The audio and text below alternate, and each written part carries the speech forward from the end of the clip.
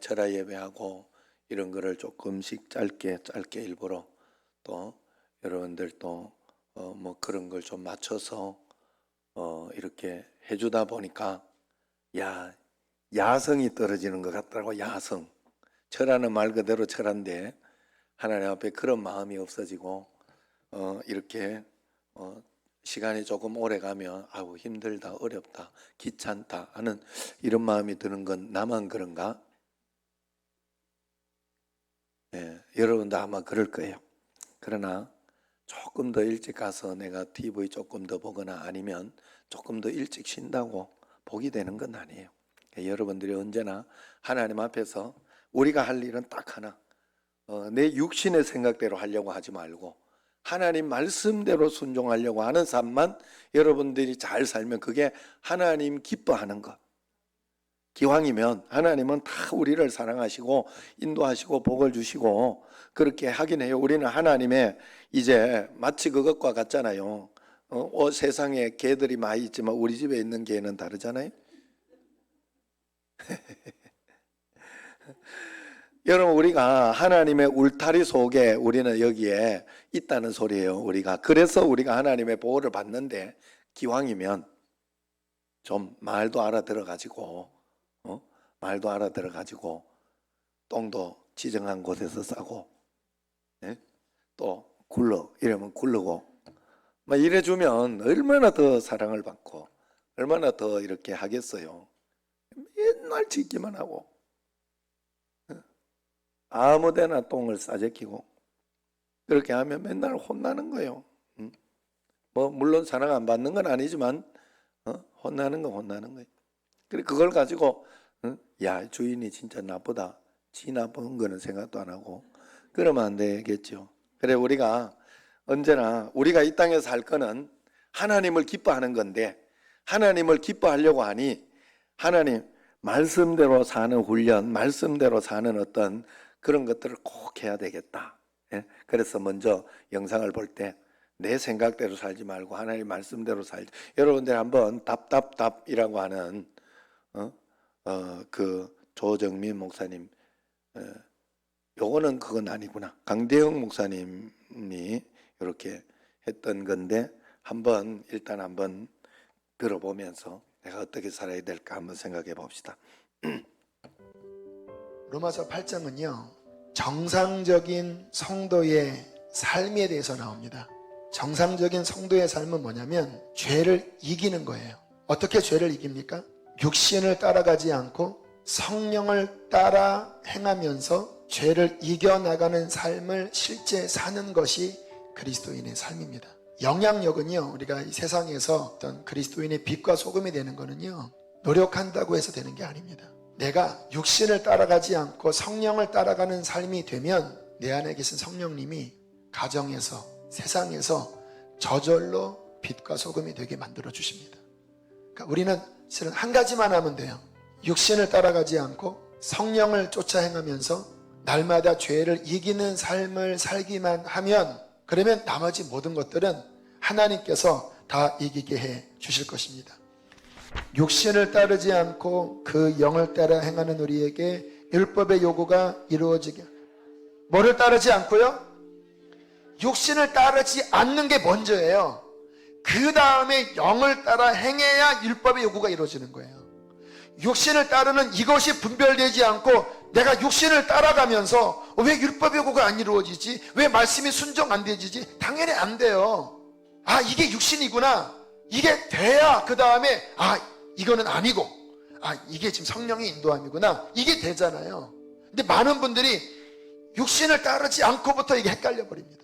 막 육신을 따르면서 그게 하나님의 뜻인지 생각하는 분들도 계시는 거예요. 육신의 생각은 사망이요 영의 생각은 생명과 이는 하나님의 법에 굴복하지 아니할 뿐 아니라 할 수도 없음이라. 육신의 생각은 하나님의 법 순종해야 안 해요? 안 해요. 할 수도, 그 존재 자체가 할 수도 없어요. 여러분 개한테 야옹 해봐. 야옹. 개한테 개야 야옹 해봐. 야옹. 이거밖에 안 돼요. 야옹 하려고 그래도 너무 야옹하고 싶어요. 개가 이렇게밖에 안 돼요. 왜요? 개는 개이기 때문에. 육신은요, 하나님의 법을 겉으로 흉내는 내지만 그 내면 깊은 데서는요, 하나님의 법이 싫어요. 이게 막 반항해요. 막 하나님 욕해요. 육신에 잡혀 있으면 그 사람은요, 죄질 수밖에 없어요. 그래서 내 육신이 지금 잡혀서 끌려갈 때 이거 아니야 라고 떼내셔야 되는, 이게 먼저라는 거예요. 제가 아는 어떠한 분들 이야기인데요, 마음에 큰 상처를 입었어요. 어떤 사람에게 신앙생활을 하다가 큰 상처를 입었어요. 그것 때문에 재정적인 손실도 봤습니다. 그리고 참 억울한 일을 이분들이 겪으셨더라고요. 그리고 이제 그 교회를 나와서 이제 그 앞에 다른 교회를 이렇게 이제 하나 세웠습니다. 이제 늘 이제 건너편에 있는 상처를 준 거기 있는 어떤 분과 늘 이제 대치 상태에 있었어요. 이때 그 사람이 밉고, 그리고 우리에게 손해 끼친 것에 대해서 뭔가 복수하고 싶고, 결국 그것 때문에 이제 소송도 하고 막 그랬거든요. 자, 그 복수하고 싶고 풀지 못하는 마음이 당연한 거겠지만 육신의 마음입니까? 영의 마음입니까? 육신의 마음이죠. 그때 이 말씀을 알면 육신의 생각은 뭐라고요? 사망이니까 내가 비록 억울하고 힘들지만 이 육신의 생각을 따라가면 내가 죽어요, 살아요? 죽잖아요. 억울하지만 죽으니까 이 생각을 따라가지 않고, 성령의 생각은 그렇다면 무엇일까요? 용서하고, 내가 손해보더라도 그냥 손해보고, 이게 영의 생각이잖아요. 그런데 너무 안타까운 사실을 봤습니다. 이게 용서가 안 되는 거예요. 왜? 너무 받은 상처가 크기 때문에, 너무 억울하기 때문에. 그러면서 그분들은 풀지 못하고 그렇게 막 했는데요, 제가 거기에 담임자로 있었거든요. 처음에는 은혜를 좀 받는 듯 하더니요, 그 문제가 해결이 안 되니까요, 영이 죽는 거예요. 점점 은혜를 못 받는 거예요. 뭐 용서하라 그런 설교 들으면 막 이게 막 올라오고, 막 저한테도 얼마나 율분이 많으신지 막 이제 전도사님 그거 당해봤냐고, 나는 막 죽겠다고 막. 물론 이해는 하겠더라고요. 이해는 하지만 안타까운 사실은 영이 죽어가는 거예요. 그러니까 저도 너무 힘들고, 이분들은 점점 죽어가고 점점 메말라져 가고, 너무나 마음이 안타까웠습니다. 너무나 마음이. 여러분, 우리는요 정말 중요한 것을 생각하셔야 합니다. 맞는 생각을 따라가면 안 되고, 우리는 성령의 생각을 따라가셔야 합니다. 이 부분이 크리스찬들에게 분별이 되지 않으면요 다 속습니다. 많은 사람들이 왜 육신의 생각을 붙잡냐? 그 생각이 뭐하기 때문에? 맞기 때문에. 나한테 이렇게 해코지 했으니까 이렇게 갚아주는 거는 내 입장에서 맞는 거예요. 나한테 이렇게 억울함을 줬기 때문에 갚는 게 인간적으로 맞는 거예요. 그런데 그게 맞지만 내 영을 망가뜨리고 죽이고 하나님과의 관계를 끊어버리는 거라면, 그거는 아무리 맞는 말일지라도 그것은 나를 죽이는 생각입니다. 이 부분에 있어서 내가 내 이 자존심, 내 자아가 끌고 가는 맞는 생각을 따라가느냐, 아니면 자존심 상할지라도 내 생각을 내려놓고 내 안에 나를 살리고 하나님 기쁘시게 하는 성령의 생각으로 따라가느냐. 여러분, 우리 안에 이 분별력이 있게 되기를 주님의 이름으로 축복합니다. 지난 화요일날 우리 교회 전도사님 한 분이 참 은혜로운 간증을 해주셨는데요, 이제 이 전도사님이 아내와 그날 아침에 그냥 대판 싸우셨대요. 그래서 문을 열고 쾅 닫고 나갔대요. 근데 분명히 이 상황에서 이 사람이 잘못한 거예요. 너무 막 화가 나고 씩씩대고 있는데 갑자기 속에서 주님의 생각, 네가 잘못했어. 들어가서 미안하다고 해. 네? 내가 잘못했다? 아니잖아요. 아니야, 네가 잘못했어. 들어가서 사과해. 네? 요 사이에서 옳은 생각을 따라가, 내가 옳다고 생각하는 생각을 따라가느냐, 주님께서 내 안에 사과하라고 하는, 정말 내 마음에 맞지 않지만 그 생각을 따라가느냐. 우리가 왜 순종 못하느냐? 옳다고 하는 생각 때문에. 근데 이 전도사님이 순종하는 마음으로 문 돌아가서 내가 잘못했어 했대. 이렇게. 그 사모님 뭐라고요? 내가 잘못했다고. 다 들었으면서도 똑바로 얘기해봐요. 잘못했다고. 그리고 막 웃으면서 이제 화해했는데, 지나고 나니까 왜 싸웠는지조차도 이유를 모르겠더래요. 왜 싸웠지 우리가? 좀 전에는 너무 화가 나고 문을 닫고 내가 정말 잘한 거였고 용서를 구하라고 했을 때 진짜 싫었는데, 순종을 한 다음에 왜 싸웠는지조차도 이유를 모르겠더래요. 여러분, 너무나 중요한 것을 우리에게 보여주고 있습니다. 하나님의 영의 생각을 따라가면요, 그 결과는요 너무나 아름다운 결과를 가져옵니다. 내가 맞는 생각이 이 사람을 죽인다면 그거는 맞는 생각이 아니겠죠. 내 이 자아의 이 죄성으로 맞는 거지, 이 사람을 죽인다면 그것이 맞는 생각이겠습니까? 그러므로 우리가 중요한 것은요, 분별하셔야 합니다. 분별. 신앙생활에 있어서 아주 기초적이면서도 중요한 것은 분별입니다. 분별. 어떤 분별? 생각의 분별. 어떻게 분별해야 될까요? 이게 영의 생각인지 육의 생각인지. 여러분, 구원받은 성도들에게는요, 실은 이 분별력이 영적으로 기본적으로 실은 갖고 있습니다. 마치 본능입니다. 아기가 태어나면서부터 젖을 본능적으로 물 수 있듯이, 정말 구원받은 사람이면 육신의 생각이 막 움직일 때 가만히 내 마음을 들여다보면 느낌이 와요. 어떻게 오는지 아십니까? 육신의 생각은 뭐라고요? 사망입니다. 그 생각이 맞지만 그렇게 따라갈 때 무슨 일이 벌어지냐? 내 생명, 내 영이 갑자기 눌리고 죽어가요. 그 느낌 다 가져보셨죠? 그러면 아무리 옳더라도 이거 아니구나라고 여러분들이 빨리 손을 떼셔야 돼요. 지금 우리의 삶에 이 육신의 삶으로 말미암아 맺혀진 그러한 사망의 열매들이 있는 경우가 얼마나 많습니까? 여러분, 그러한 부분들을 오늘 이 시간 내 마음과 삶에 맺혀진 게 있다면 저와 여러분이 반드시 다시 회개하셔야 합니다. 그런 부분들을 정리하시고 우리가 성령의 이끌림대로 살아가는 훈련을 계속 해 나가셔야 된다는 거예요.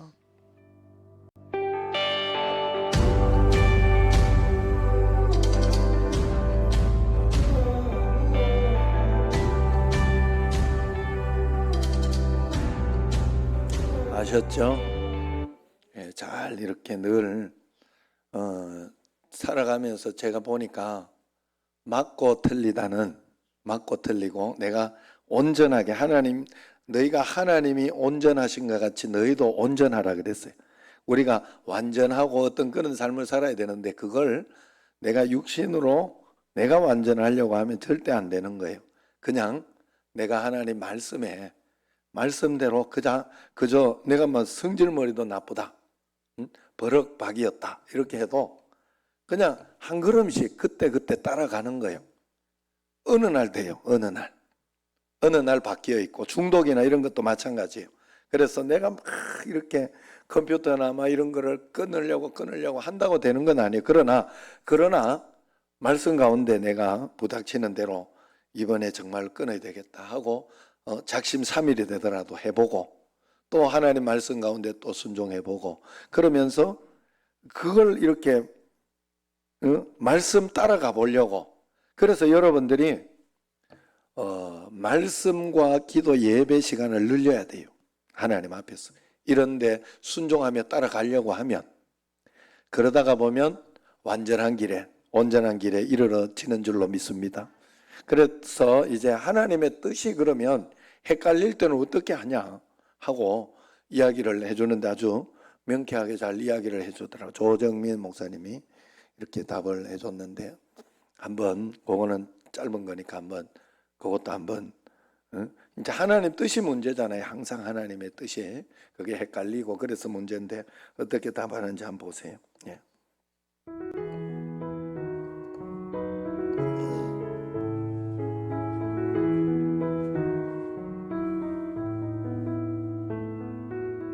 중요한 결정을 앞두고 남들이 말리는 선택을 하려고 하는데 제 마음이 가는 대로 해도 될지, 하나님께서 말리고 계신 건지 어떤 기준으로 선택을 하는 게 좋을까요? 제가 믿음이 부족해서 하나님 음성을 잘 모르겠어요. 저는 이게 늘 성경을 읽고 있으면 이게 금방 걸립니다. 안테나에 걸리는데, 이게 하나님하고 교신이 없다가 이런 일만 있을 때 불쑥 하나님 어떻게 할까요 하니까 이게 잘 안 걸리는 거예요. 안 걸리는 건데, 하나님의 뜻에 맞다고 확신이 있으면 누가 반대도 갑니다. 그런데 하나님 뜻을 모르면 사람들이 여럿 반대하면 흔들리죠. 저는 하나님의 말씀을 받았기 때문에 제가 신학교 갈 때 모든 사람이 반대했습니다. 아십니까? 제 아내도 죽을 힘을 다해 반대했어요. 그러나 하나님의 말씀을 받았기 때문에 저는 갑니다. 저는 이 교회가 시작될 때 모두 반대했습니다. 제 아내가 특히 반대했습니다. 그러나 하나님이 음성을 주셨고 하나님이 뜻을 주셨기 때문에 저는 누가 뭐래도 흔들리지 않습니다. 그래서 오늘 아침에 그 설교 말씀하시다가 네. 긴가민가하면 안 들은 거다 그러신 아닙니다. 거군요. 그러니까 벌써 흔들리면 끝난 거예요. 그냥 포기하세요. 흔들리면 포기하시랍니다. 근데 여기 이게 하나님의 음성인지 아닌지 모르겠습니다. 아닙니다. 아니어서 모르는 거예요. 그렇지. 그건 이런 것 같아요. 여자가 뭐 임신했는데 애가 있는지 없는지 모르겠습니다. 안 된 거죠, 모르면. 어떻게 그걸 모를 수 있습니까? 그래서 저는 그게 여러분들이 늘 주파수를 맞추고 있는 게 중요한 거죠. 하나님의 뜻과 주파수를 맞추고 있으면은 이게 뜻이 자꾸 걸리게 돼 있어요. 안테나를 세상에다가 길게 빼놓고 있으면 세상 소리가 자꾸 들리지 않습니까? 그러니까 우리가 마음이 번잡해지는 것이죠. 근데 하나님께 딱 주파수를 맞추면 심플해요, 심플해. 삶이 단순해집니다. 저는 그 하나님의 뜻하고 관련해서 우리가 하나님의 뜻은 하나님께서 주시는 거기 때문에 항상 큰 일이라고 생각할 수 있잖아요. 근데 작은 일에 하나님의 뜻에 순종하는 이런 경험들이 좀 필요하지 않을까 싶어요.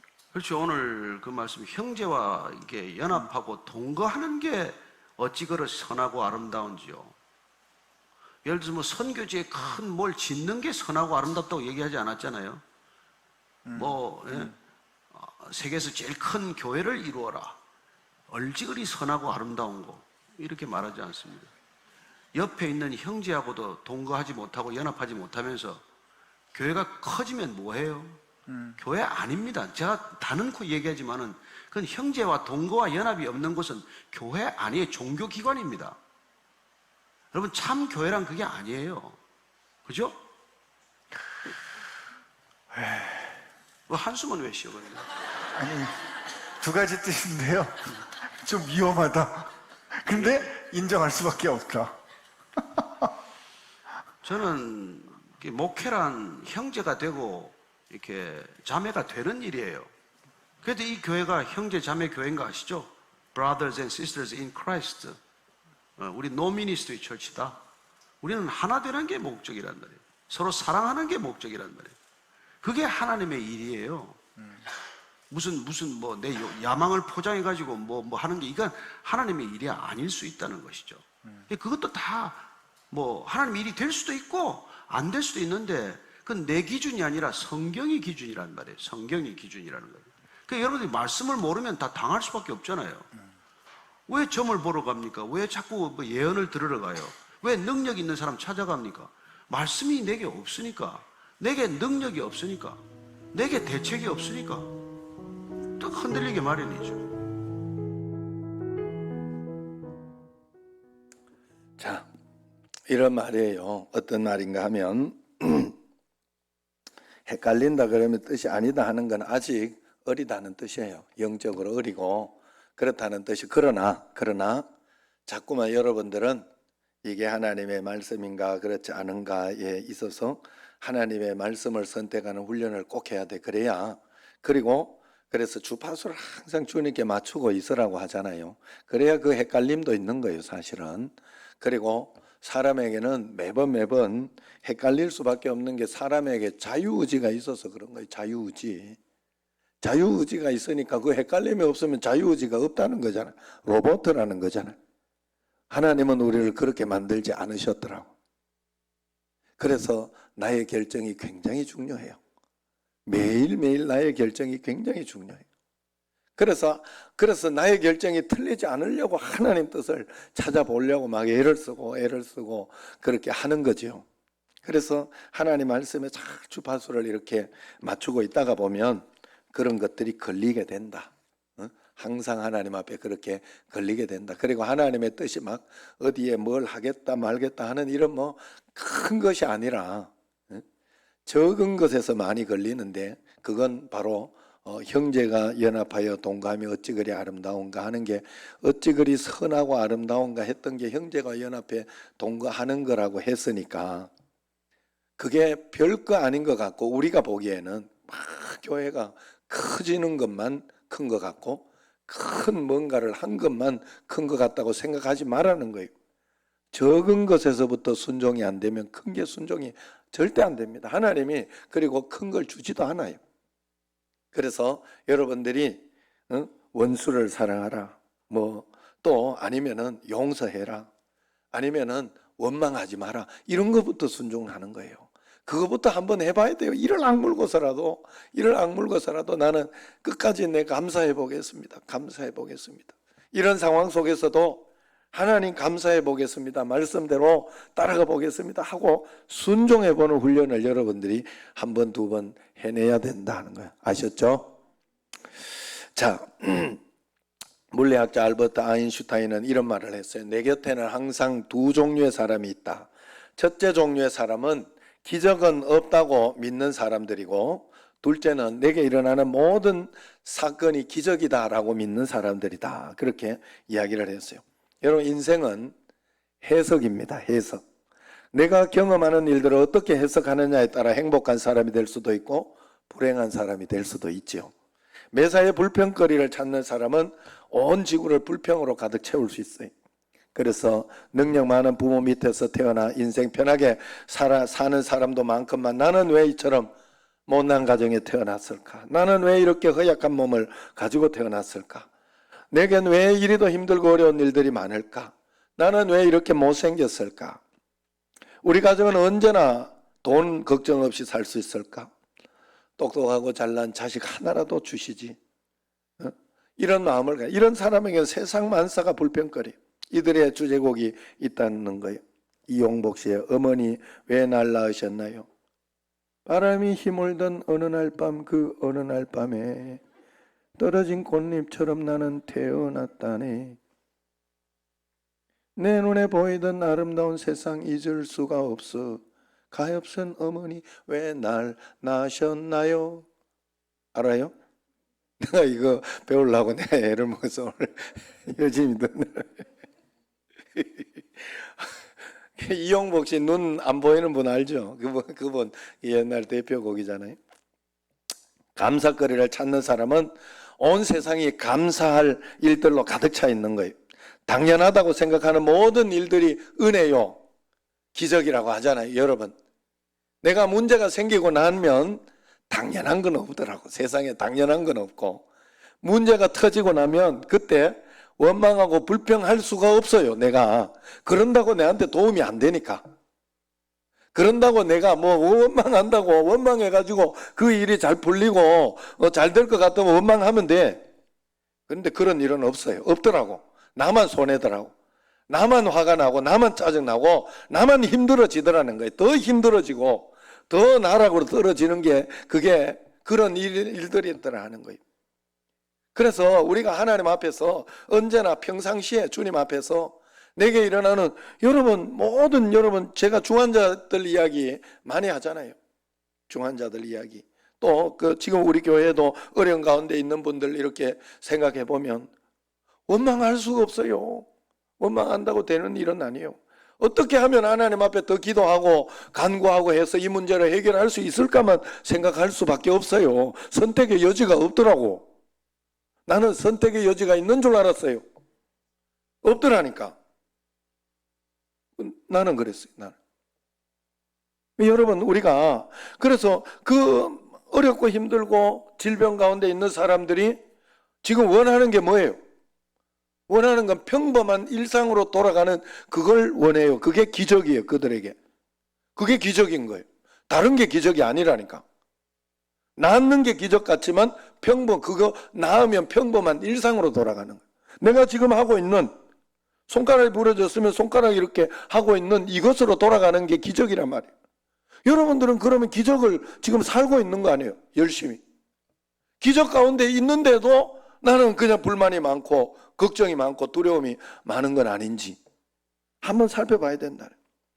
그러므로 우리가 하나님 앞에서 관점이 바뀌면, 해석이 바뀌면 내 인생의 기적이 아닌 것이 없고 내 삶의 감사가 아닌 것이 없는 줄로 믿습니다. 부모로부터 물려받은 재산은 없지만 건강은 타고났다. 부모님이 일찍 돌아가셨지만 자식들은 건강하고 착하다. 힘든 일이 많지만 기도하는 가족이 있다. 학창시절 1, 2등 하지는 못했지만 잘나고 잘나서 사람들이 줄줄 따라다닌 것도 아니었지만 착한 남편 만났고 똑똑한 자식 두어서 어깨 좀 이제는 펴고 산다. 어디 가면 자식 자랑만 안 하다. 감사하다 등등 얼마든지 감사의 제목을 찾아낼 수 있어요. 어떤 한 사람이 노래 중에 제일 싫어하는 노래가 한 곡 있었는데 김상희 씨 대머리 총각이었대. 요거 아까 열심히 연습한 8시 통근길에 대머리 총각 오늘도 만나려나 떨리는 마음 시원한 대머리에 나이가 들어 행여나 장가가나 근심하였죠. 8시 통근길에 대머리 총각 내일도 만나려나 기다려지네. 이거 헷갈리네 그 갑자기. 이 말은 거저 아는 느낌이다. 몰라요? 안 들어봤어요? 8시 통근길에 그 노래가 그렇게 싫었다는 거예요. 자신이 대머리다 이 소리죠. 그런데 예수님을 믿고 나니까 대머리가 감사하더라니. 대머리 가운데 거지가 없더라니. 훌륭한 목사님들 가운데 대머리가 많더라는 거예요. 설교 때마다 설교하기를 사람들이 대머리는 하나님이 이쁘다고 머리를 자꾸 쓰다듬어서 벗어진 거라고 이야기하니까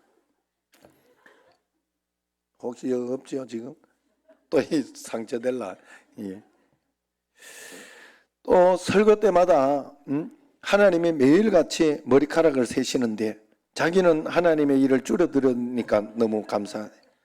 다른 사람들 머리카락 세기도 힘들 텐데 자기는 머리카락 몇 개 세면 되니까 하나님 앞에 자기가 효자성도가 된 것 같아 기쁘더라네.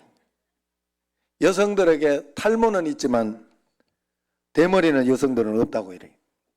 여성들이 자기를 보면서 대머리 아닌 걸 감사하고 산다고 그래요. 그러니 자기는 설교하지 않아도 은혜 끼치며 사는 존재니까 감사한 거 아니냐. 이게 관점이 바뀐 거예요. 관점이. 똑같은 상황인데 은혜 받으니 이렇게 되는 겁니다. 여러분 오늘 말씀 제목을 못나서 받은 은혜다. 그렇게 말씀 제목을 정했어요. 못나서 괴로운 것이 아니라 못나서 힘들다는 것이 아니고 못났기에 내가 받은 은혜가 많다 하는 그런 뜻입니다. 오늘 말씀 한번 보세요. 오늘 말씀 31절 한번 보세요. 31절 31절을 보면 여호와께서 레아가 뭐라고요? 사랑받지 못함을 보시고 라고 합니다. 하나님이 다 보고 계세요. 레아가 못났기에 아무도 관심을 갖지 않았지만은 못났기 때문에 하나님이 오히려 보고 계셨다 하는 것입니다. 그래서 33절을 보세요. 그가 다시 임신하여 아들을 낳고 이르러 여호와께서 내가 사랑받지 못함을 어떻게 해요? 들으셨으므로 그래요. 여기서 들으셨다는 말이 중요합니다. 세상 사람들은 내 말에 귀를 기울이지 않았지만은 하나님은 이 레아의 말에 귀를 기울여 주셨다 하는 그런 말이에요. 그래서 누구보다도 하나님이 레아의 기도를 빨리 응답하셨다 하는 뜻입니다. 이게 바로 못나서 받은 은혜가 아니고 무엇이냐는 것이죠. 레아가 못나서 하나님은 레아를 더 돌봐주셨다는 거예요. 레아가 하도 못나서 그의 기도를 들으셨다는 그런 뜻입니다. 오늘 이야기가 이런 이야기잖아요. 야곱의 외삼촌 라반은 자기 집으로 피난을 와서 부지런히 일하는 야곱을 보고 말합니다. 29장 19절에 보면 라반이 야곱에게 이르되 네가 비록 내 생질이나 어찌 그저 공으로 일을 하겠냐 말이에요. 내 품삯을 어떻게 할지 한 말해봐라 이야기하니까 그때 야곱이 기뻐하면서 숨겨두었던 마음을 드러내죠. 내가 외삼촌의 작은 딸 라헬을 위하여 외삼촌에게 7년을 섬기리이다. 그래서 자기가 라헬을 좋아하니까 라헬을 자기 아내로 달라 이야기를 합니다. 그래서 7년 세월이 지나 결혼 첫날 밤 보내고 아침에 일어나 보니 옆에 누운 여인이 사랑했던 라헬이 아니고 그 첫째 딸 레아였어요. 그래서 항의를 했더니 우리 마을에서는 언니보다 먼저 시집가는 법은 없다. 그래서 레아가 먼저 시집을 간 것이라 그렇게 이야기를 합니다. 그러나 야곱은 라헬을 포기할 수가 없어서 다시 7년을 더 머슴살이하고 라헬을 아내로 맞이하는 거죠. 레아는 시집을 갈 만한 얼굴이 못 되었던 것입니다. 그래서 아버지가 기가 막힌 작전을 세운 게 1+1 끼어 팔기, 그 작전을 세운 거예요. 그래서 레아를 먼저 시집 보내게 된 거예요. 레아는 야곱이 사랑했던 그런 여인이 아니잖아요. 원했던 여인도 아니었어요. 그래서 오늘 말씀에서 사랑받지 못했다 하는 말씀이 반복적으로 등장하고 있죠. 우리말로는 사랑받지 못했다는 말로 번역했지만 원문에서 보면 퍽이나 재밌는 단어를 쓰고 있어요. 미워하고 싫어한다는 말이 세누아인데 이 세누아에 수동형을 쓰고 있다는 거죠. 하도 못나서 남편 야곱이 싫어할 만한 충분한 이유가 있었다는 거예요.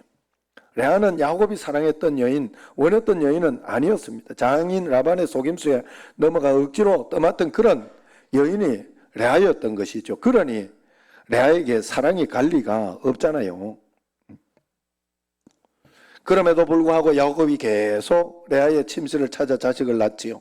이런 일이 여러분들에게는 쉽게 이해가 되지 않겠지만 아마 이 당시 문화에서는 일단 결혼한 이상 아내에게 지켜야 할 그런 최선의 의무가 있었던 것 같아요. 가령 한 달에 한두 번은 부부 생활을 해야 된다 하는 그런 불분율이 있었던 것 같습니다. 그래서 함께 더불어 사는 라헬은 아기도 못 낳는데 레아는 어쩌다가 의무의행을 하는데 자식을 턱턱 갖게 되는, 하나님이 간섭하시고 하나님이 레아를 사랑하시고 돌보시는 사건이 막 일어난다, 그렇게 성경은 해석하고 있네요. 못난 모습을 보시고 못난 모습을 들으시고 하나님께서 은혜를 주셨다, 자녀를 주셨다 하는 그런 뜻입니다.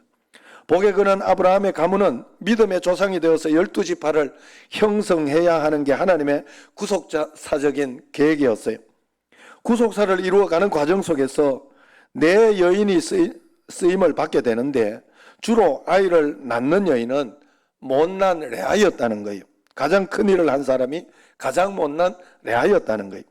사람의 눈에 못나 보이는 레아였지만 하나님 눈에는 사랑스럽게 보였고 하나님 앞에서는 겸손했고 하나님 앞에 기도했고 하나님 앞에 날마다 엎드렸고 하나님을 사랑했다 하는 것이 창세기 저자의 해석입니다. 자기 기도를 들어줬다 하잖아요. 첫 아들을 낳고 레아가 그 이름을 르우벤이라고 그렇게 지었다고 하잖아요. 르우라는 말은 바라 하는 뜻이에요. 베냐민 할 때 벤 이런 것은 아들이라는 뜻이에요. 보라 아들이라 하는 그런 뜻이라고 하지요. 레아는 그 이름을 이렇게 해석합니다. 레아가 임신하여 아들을 낳고 그 이름을 르우벤이라 하여 이르되 여호와께서 나의 괴로움을 돌보셨으니 이제는 내 남편이 나를 사랑하리라 하였더라. 하나님이 내 못난 모습을 보고 계셨다. 하나님이 나를 보았듯이 내가 사랑받고 낳은 아들을 봐라 하는 그런 뜻입니다. 세상 사람들아 봐라, 내가 남편 사랑받지는 못했지만은 하나님의 사랑을 받고 있지 않냐, 나는 은혜의 여인이다, 보라 아들이라 하면서 외쳤던 거예요. 둘째 아들을 낳고 이름을 시므온이라 그렇게 불렀지요. 시므온 뜻은 들으심이라는 뜻이에요. 레아는 이 아들의 의미를 이렇게 해석하고 있죠. 그가 다시 임신하여 아들을 낳고 이르되 여호와께서 내가 사랑받지 못함을 들으셨으므로 내게 이 아들도 주셨다 하고 그의 이름을 시므온이라 하였으며 그랬어요. 하나님은 못난 그 레아의 기도를 들으셨다는 겁니다. 남편이 레아의 말에 귀를 기울이지 않았지만은 세상 사람들은 다 자기 말을 무시했지만 하나님은 내 말을 들으셨다. 하나님이 들으셨다. 봐라. 그런 뜻입니다. 셋째 아들은 레위입니다. 34절 같이 한번 읽어봅시다. 어떻게 해석했는지. 그가 또 임신하여 아들을 낳고 이르되 내가 그에게 새 아들을 낳았으니 내 남편이 지금부터 나와 연합하리로다 하고 그의 이름을 레위라 하였으며 그래요. 레아는 그 마음이 하나님께 착 달라붙어 있었던 거예요. 남편과 떨어져 살았지만 그 마음이 하나님과 착 연합되어 있다는 거예요. 그래서 낳은 아들이 레위라는 거예요. 레위는 결국 제사장 가문이 되지요. 그 가문에서 모세가 태어납니다. 대제사장 아론이 태어납니다. 사람들이 하나님과 멀어져 있고 세상으로부터 사랑받지 못하고 세상에서 소외감을 느끼며 열등감을 느끼고 죄를 짓고 하나님과 소원하여 살지만은 이 아들을 통해서 제사장들을 통하여 하나님 앞에 나아가게 될 것이다. 버림받은 사람들이 하나님과 연합하는 은혜를 잊게 되는 조상이 될 것이다. 이게 얼마나 근사한 일입니까? 그 레위를 낳은 거예요. 마지막 이제 네 번째 아들 다윗의 왕과 조상 예수 그리스도의 조상 유다가 납니다. 찬송이라는 뜻이 찬송하리로다. 첫째, 둘째, 셋째, 넷째 아들을 낳으면서 레아는 세상의 목마름이 하나님을 향한 목마름으로 그렇게 바뀌어지게 된 거예요. 남편에 대한 애정 구걸이 하나님의 사랑의 깊은 세계로 나아가게 만들었다는 겁니다. 자식을 낳을 때마다 영적으로 성숙해져 갔어요. 하나님이 나는 보기에는 이래도 하나님이 나를 사랑하고 있구나. 하나님 나와 함께 계시구나. 복의 근원이 되어져 갔던 것입니다. 레아는 못난 덕에 하나님을 얻은 거예요. 하나님을 만난 거예요. 하나님의 사랑을 덧입은 거예요. 못나서 은혜 받은 사람 레아. 레아는 하나님의 은혜만 붙들고 살았습니다. 레아는 어릴 때부터 예쁘지 않은 그 용모 때문에 게다가 시력도 나쁘다고 했잖아요. 알력이 나쁘다 했으니까 늘 이렇게 찡그리고 살지 않았겠어요? 그것 때문에 열등의식이 되었습니다. 동네 사람들이 저래 가지고 시집 가겠냐? 그 상처를 받았어요. 어떠다가 또 끼어 팔기 작전에 걸려 시집은 왔습니다마는 사랑은 받지 못하고 있어요. 그런데 그녀가 잘한 것이 있습니다. 그것은 하나님께서 주시는 복을 깨뜨리지 않았다는 거예요. 여러분, 우리가 하나님이 주시는 복을 깨뜨리는 길이 하나 있어요. 그건 바로 자기 인생을 자학하는 거예요. 주변 사람들을 향해서 불평하는 거예요. 하나님을 향하여 원망하는 겁니다. 나는 왜 이 모양일까? 원망, 절망, 좌절, 옆에 사람을 미워하는 것이 바로 그 하나님이 주시는 복을 깨뜨리는 거예요. 남편을 공격하는 길이 복을 깨뜨리는 길인데 그는 남편을 공격하지 않았습니다. 자학하지 않았어요. 원망하지 않았어요. 누구도 미워하지 않았어요. 오히려 하나님께 엎드려 기도함으로 은혜를 입은 여인이 바로 레아입니다. 이스라엘 구속사에서 이스라엘 민족은 고난이 있어도 때로는 이해가 안 되는 일이 있어도 미움받는 일이 있어도 상처되는 일이 있어도 힘들고 어려운 일이 있어도 레아처럼 엎드려 기도하면 못난 것이 바뀌어져서 하나님의 은혜가 되더라. 이것이 이스라엘 역사가 말해주는 그런 메시지입니다. 레아를 통하여 다윗 왕이 태어나지요. 모세가 태어나지요. 제사장 지파가 만들어지죠. 가장 자랑스러운 대명문가가 레아의 몸을 통해서 만들어진다 하는 것을 여러분 알아야 됩니다. 이게 바로 못나서 받는 은혜다. 사랑하는 여러분, 여러분 환경 속에서 오늘 하루하루 살아가는 삶의 여정 속에서 불평거리를 찾으면 지구를 불평으로 가득 쌓을 수 있을 것입니다. 그러나 먼저 하나님 앞에 여러분들이 감사거리를 찾으면 내 안에 누구도 못지않은 감사가 넘쳐나게 될 것입니다. 어느 콜라 회사가 오래전에 사우디에 진출했는데 사우디 전역에 기가 막힌 선전 포스터를 큰 도로 하나 붙인 거예요. 첫 번째 그림은 사막에서 목말라 비틀거리는 여인의 모습을 그리고 두 번째는 콜라가 딱 솟구치는데 시원한 콜라가 솟구치는 그런 그림을 그리고 세 번째 그림은 그 미인이 콜라를 마시고 힘을 얻어 활기차게 대지를 박차고 뛰어오르는 그런 그림이었어요. 그런데 콜라가 안 팔리는 거예요. 알고 봤더니 서구 사람은 왼쪽에서 오른쪽으로 글을 읽는데 그 사람들은 오른쪽에서 왼쪽으로 보는 거예요. 거꾸로 있는 거예요. 그래서 활기찬 여인이 야호 솟구치다가 콜라를 먹고 나서 푹 쓰러지는 거예요. 이게 독약이냐? 그래서 안 마셨다는 거죠. 먼저가 중요한 거예요. 먼저 여러분 감사하시기를 바랍니다. 먼저 찬양하시기를 바랍니다. 먼저 하나님 앞에 좋은 것을 보시기를 바랍니다. 긍정적인 말을 하시기를 바랍니다. 장점을 찾아 좋은 것을 찾아내려고 애를 쓰고 노력하는 게 중요해요. 야곱의 가정에 4명의 부인이 있었지요. 어쩌면 콩가루 집안이었을 것 같습니다. 그러나 하나님의 계획은 그런 약점 많은 허물 많은 인간들을 통해서 도도하게 구속의 역사를 만들어가고 있습니다. 12아들이 태어나는 과정 속에서 못난 레아를 통하여 6 형제가 태어나도록 합니다. 딸 디나까지 7 남매가 태어나는 거예요. 이스라엘 역사는 레아를 보면서 그렇게 믿음을 가지게 되는 것입니다. 인간의 약점보다 하나님의 능력은 크시다. 인간의 못난보다 하나님의 사랑은 더 크시다. 믿음 없는 자에게 믿음을 주시고 소망이 없는 여인에게 소망을 만드는 능력을 주시는 것입니다. 레아는 못나서 은혜를 받았어요. 그러기에 그녀는 일평생 못난 것을 감사하며 살았을 것입니다. 세상 사람들에게 불행의 조건이 하나님의 자녀들에게는 은혜의 도구가 된다는 것을 믿으시길 바랍니다. 내 안에서 여러분 안에도 못난 레아의 모습은 있기 마련이고 내 삶의 환경에도 못난 레아, 불행의 조건이라고 생각하는 여러 가지 아픔들이 있을 수 있습니다.